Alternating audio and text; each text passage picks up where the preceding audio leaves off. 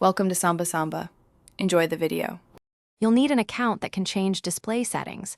Once ready, open System Settings now. On Windows, click Start then Settings. On macOS, choose Apple Menu then System Settings. Use the search box and type Screensaver, Lock Screen, or Energy Saver to jump straight to the controls. Starting here avoids digging through menus and speeds the process. Make sure notifications won't interrupt you while changing options. Then proceed to the Screensaver or Sleep-related pane to make the first configuration change. Now you'll change the core options. Select Screensaver and choose None or toggle the automatic start off. If the system uses display sleep instead, increase the timeout to 5 minutes or set it to never depending on your needs. For laptops, make sure you change both plugged-in and on-battery profiles so behavior is consistent.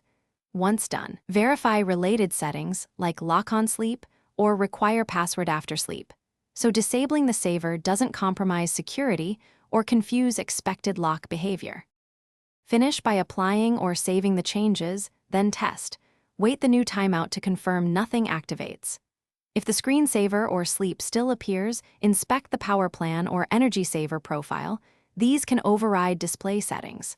Make sure peripheral apps like display utilities or corporate policy aren't enforcing a saver. If the issue persists, restart the computer, update graphics drivers, and, if necessary, check group policy or an MDM profile that could be reapplying the saver. One restart often. Thanks for watching. Consider subscribing if we helped you.